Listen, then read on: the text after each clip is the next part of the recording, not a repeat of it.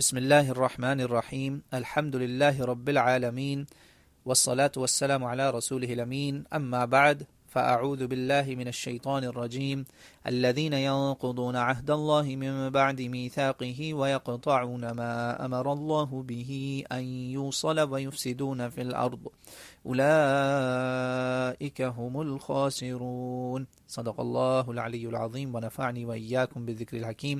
سورہ بقرہ کی آیت نمبر 27 میں اللہ تعالیٰ فرماتے ہیں کہ جو لوگ اللہ تعالیٰ سے کیے گئے عہد کو توڑ ڈالتے ہیں، یعنی اللہ تعالیٰ سے پکے کیے گئے وعدے کو توڑ دیتے ہیں، اس پہ قائم نہیں رہتے، اور وہ اس چیز کو بھی کاٹتے ہیں جسے اللہ نے جوڑنے کا حکم دیا ہے، اور زمین میں فساد کرتے ہیں، یہی وہ لوگ ہیں جو خسارہ پائیں گے، یہی وہ لوگ ہیں جو نقصان اٹھائیں گے یا نقصان اٹھانے والے ہیں۔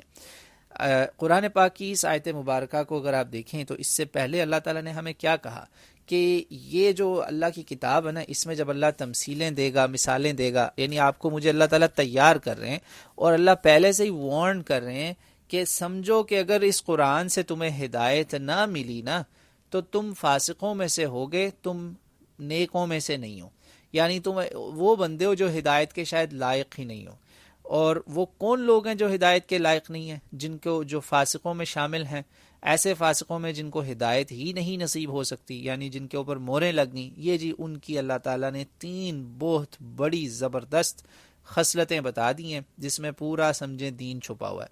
نمبر 1، اللہ تعالیٰ نے کہا کہ وہ اللہ سے کیے گئے وعدے کو توڑ دیتے ہیں۔ یہ کیا ہے؟ اس پہ پہلے بات کرتے ہیں۔ نمبر 1، یہ اللہ سے کیا گیا وعدہ کیا ہے؟ یہ اللہ سے کیا گیا وہ وعدہ ہے جس کا اللہ تعالیٰ نے قرآن پاک میں ہمیں پوری تعلیم دی ہے۔ سورہ اعراف کے اندر 9ویں سپارے کے بالکل نصف جہاں ہوتا ہے، اس کے 9ویں سپارے کے نصف میں، وہاں بتاتے ہیں اللہ تعالیٰ کہ تم یاد کرو بنی آدم، میں نے جب تم سب کی روحوں کو اپنے سامنے پیش کیا، آدم کی ذریت سے، آدم کی پشت سے نکال کر تم سب کو میں نے سامنے کھڑا کیا اور پوچھا کہ کیا میں تمہارا رب نہیں ہوں؟ تو تم لوگوں نے کہا بلا یا ربی، بلا آپ ہیں یا باری تعالیٰ، آپ ہی ہمارے رب ہیں۔ تو اللہ نے کہا پھر یاد، تم لوگوں نے گواہی دی کہ ہم گواہ ہو جاتے ہیں۔ تو اللہ نے کہا پھر قیامت کے دن یہ نہ آ کے کہہ دینا مجھے کہ مجھے تو پتہ ہی نہیں تھا۔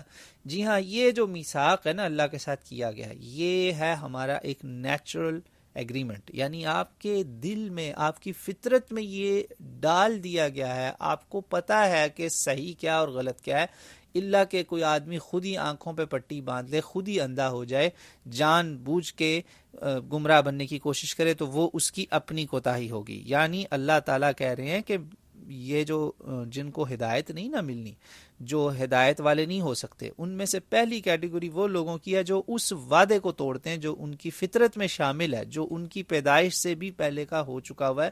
ہر بندے کی پیدائش سے لاکھوں کروڑوں سال پہلے، کتنے زمانوں پہلے، ہمیں یہ پتہ ہی نہیں ہے، انفینٹی مائنس انفینٹی ٹائم جسے کہتے ہیں نا، اس میں تم سے، مجھ سے، ہماری روحوں سے ایک اقرار لیا گیا تھا، ایک وعدہ کیا تھا ہم نے کہ ہم تیرے نام پہ ہی جئیں گے، تیرے نام پہ ہی مریں گے۔ یہ اللہ کی وحدانیت کا وعدہ ہماری فطرت کا حصہ ہے۔ اس لیے آپ کو ایک چھوٹی سی مثال دیتا ہوں۔ میں اتنے غیر مسلموں سے ملا ہوں جو مسلمان ہوئے، میں ان سے یہ اکثر پوچھتا ہوں کہ تم کیسے آئے ہو اسلام پر؟ وہ کہتے ہیں جی ہمیں ایسے لگتا ہے کہ اسلام پہ جب ہم آئے ہیں ایسے لگا کہ ہم اپنی فطرت پہ واپس آ گئے، ہمیں ایسے لگتا ہے یہ ہمارے جسم، ہمارے وجود کا حصہ تھا۔ تو پہلی چیز ہی یہی ہے کہ جو آدمی اس کو سمجھ گیا نا، جس نے اس کو پکا کر لیا، اس وعدے کو نہ توڑا، اللہ سے کیے گئے وعدے کو، تو سمجھیں وہ پھر ہدایت والا ہوگا انشاءاللہ۔ یہ کتاب اس کے کام آئے گی، اس کو ہدایت نصیب ہوگی اس وعدے پہ چلنے والوں کو۔ اور یہ وہ وعدہ ہے جو ایک دفعہ نہیں ہوا، اس کو پکا کرنے کے لیے اللہ کے نبی بھی آئے۔ موسیٰ علیہ السلام کا اللہ تعالیٰ قرآن پاک میں فرماتے ہیں وَلَقَدْ أَخَذْنَا مِيثَاقَ بَنِي إِسْرَائِيلَ وَبَعَثْنَا مِنْهُمُ 12 نَقِيبًا وَقَالَ اللَّهُ إِنِّي مَعَكُمْ۔ بندو میں یاد کرو جب میں نے بنی اسرائیل تم سے وعدہ لیا اور کہا میں تمہارے ساتھ ہوں، لیکن شرط کیا ہے؟ تم نماز پڑھو گے، زکوٰۃ دو گے اور میرے رسولوں پہ ایمان لاؤ گے، اور اللہ کی راہ میں صدقہ خیرات دو گے اور میرے رسولوں کا ساتھ دو گے۔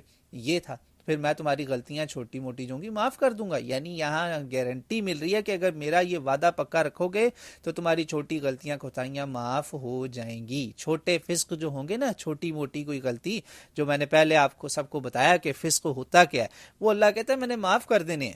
تو لیکن میرے وعدے پہ قائم تو رہو. یہی وعدہ اللہ تعالیٰ نے سورہ حدید میں نبی پاک صلی اللہ علیہ وسلم کی امت کو، مجھے آپ کو پھر یاد کروا دیا. یہی یہاں پہ بھی اسی وعدے کی یاد دہانی ہو رہی ہے. کہا کہ یاد کرو کیا ہو گیا تمہیں، ایمان کیوں نہیں تم لاتے، کیوں نہیں تم مومن بنتے، مسلمان سے آگے چل کے مومن بنو. تم بھول گئے ہو کہ تم نے اللہ سے میثاق کیا ہوا ہے. اگر تم مومن ہو تو اس میثاق کو یاد رکھنا. یہی وہ میثاق ہے جس کا اللہ تعالیٰ کہہ رہا ہے الذین ینقضون عہد اللہ من بعد میثاقہ. تو میرا آپ کا اللہ سے ایک میثاق ہے، ایک کووننٹ ہے، ایک وعدہ ہے، عہد ہے. مجھے آپ کو اللہ تعالیٰ توفیق دے کہ ہم اس وعدے کو پکا کریں، جس کو سمجھانے کے لیے بار بار رسول بھی آتے رہے. دوسری بات کیا ہے؟ ہر اس چیز کو وہ کاٹتے ہیں جسے اللہ نے توڑنے کا حکم دیا. یہ کیا چیز ہے؟ یعنی یہ بھی ایک ہدایت کے راستے میں ایک بہت بڑا پتھر ہے جو خود ہی انسان کھڑا کر لیتا ہے. وہ کیا ہے؟ کاٹنے کا کیا مطلب ہے؟ اس کے 3 مطلب ہیں. کاٹنے کا مطلب ہے اللہ کے حکم سے روگردانی کرنا، اللہ سے روحانی تعلق توڑنا. پہلا مطلب کاٹنے کا پہلا مطلب ہے اللہ سے روحانی تعلق توڑ دینا، یعنی اسپرچول لنک. جو اللہ کہتا ہے نا جوڑو، میرے طرف آؤ، میری طرف بندے چل کے آؤ گے، میں بھاگ کے آؤں گا. صحیح بخاری. تو اللہ تعالیٰ کہہ رہا ہے میں نے جو کہا اس کو تعلق کو جوڑو میرے ساتھ، تم نے توڑا. میں نے کہا دل کے اندر میری یاد رکھو، تم نے ڈالی شیطان کی. میں نے کہا دل میں میرا ذکر ڈالو، قرآن ڈالو، تم نے ڈالی لتا منگیشکر. تو نعوذ باللہ یہی ہونا نا پھر. تو یہ جب توڑیں گے آپ، کسی اور کو دل میں جگہ دیں گے تو بس پھر وہاں پہ اللہ اللہ کیسے ہوگا؟ ایک شیطان اور رحمان ایک جگہ تھوڑی رہ سکتے ہیں. اچھا، دوسرا توڑنے کا مطلب ہے رسول پاک صلی اللہ علیہ وسلم اور تمام انبیاء کی تعلیمات سے تعلق توڑنا. انبیاء سے، اللہ والوں سے، جتنے بھی اللہ والے ہیں زمین پہ، ان سے اگر آپ نے اپنا تعلق جوڑ لیا اللہ کے، جس میں رسولوں کی تو ہمارے پاس گارنٹی ہے، رسولوں کے جو گھر والے ہیں ان کے دور کے جو ہیں ان کی بھی گارنٹی ہے. تو آپ ان کے ساتھ اپنا تعلق اگر جوڑے رکھیں گے تو آپ اس سمجھیں گمراہی کے اس پتھر کو ہٹا لیں گے. تیسرا توڑنے کا تعلق مطلب ہے رشتہ داروں سے بھی تعلق توڑنا. یعنی اللہ کے رسولوں اور اللہ کے بندے جو ہمارے عزیز و اقارب ہیں، رحم کے رشتے جو ہیں نا، ماں باپ سے نکلے ہوئے جو رشتے ہیں، عزیز و اقارب ہمارے قریبی رشتے دار، خون کے رشتے، ان کو بھی اللہ نے حکم دیا جوڑو. اتنا حکم دیا کہ مجھے تو کئی بار خوف آ جاتا ہے کہ میں نے ایک دفعہ ایک عالم، اپنے ہمارے استاد محترم ہی تھے یہاں پر، ان سے پوچھا کہ اگر ہمارے رشتہ دار ہمیں قتل کرنے کی کوشش کریں تو پھر ہم کیا کریں؟ تو تب بھی ہم کیا گنہگار ہوں گے تعلق توڑنے والوں میں؟ تو انہوں نے کہا بس اتنا یاد رکھو کہ ان کے ہاں کوئی خوشی غمی ہو تو کم از کم فون کر کے انہیں مبارکباد ضرور دے دینا، غمی پہ چلے ضرور جانا، افسوس ضرور کر لینا، پھر تم توڑنے والوں میں نہیں آؤ گے. توڑنے کا یہاں مطلب ہے بالکل ہی لنک ٹوٹ گیا تو سمجھو اس میں وہ زد میں آ گئے. زد کیا ہے؟ وہ پکڑ کیا ہے؟ وہ رحم کی، رسول پاک صلی اللہ علیہ وسلم کی حدیث ہے کہ من قطع الرحم قطع اللہ اکبر. جس نے رحم کے تعلق کو توڑا اس کو اللہ کاٹ دے گا. جو رحم کو کاٹے گا اللہ اس کو کاٹے گا. نعوذ باللہ. وَيَقْطَعُونَ، قطع کرنا مطلب ہے توڑ دینا، قطع تعلقی کرنا. جو رحم کو کاٹے گا اسے اللہ کاٹے گا. نعوذ باللہ. رحم اللہ سے سوال کرے گی کہ باری تعالیٰ میرے سے جو رشتے بنے تھے، جس نے وہ رشتہ توڑا تو اس کو توڑ. تو آگے سے آمین کہا جائے گا. نعوذ باللہ. یہ بڑی زبردست خطرناک وعید ہے. تو سمجھ گئے اب آپ کہ یہ جو نمبر 2 تھا نا اس آیت میں، کہ وہ اللہ نے جن چیزوں کو جوڑنے کا حکم دیا اس سے وہ توڑتے ہیں، اس میں 3 توڑنے ہیں: اللہ سے تعلق، رسولوں سے یا اللہ والوں سے تعلق، جتنے بھی اللہ والے نیک جو ہیں، نیک رسولوں کے راستے پر چلنے والے جو ہمارے لیے نمونہ بنتے ہیں، اور تیسرا ہے ہمارے رشتہ دار، جس میں ماں باپ سب سے پہلے ہیں، پھر سب لوگ اس کے بعد آتے ہیں. سب سے پہلے، سب سے اوپر ماں باپ ہوتے ہیں. اللہ نے اس لیے قرآن پاک میں اس تعلق کو جوڑنے کا صاف حکم دیا کہ وَوَصَّيْنَا الْإِنسَانَ بِوَالِدَيْهِ حُسْنًا. شرک کے بعد، اللہ کی اطاعت کے بعد فوراً اللہ والدین کو لے آتا ہے.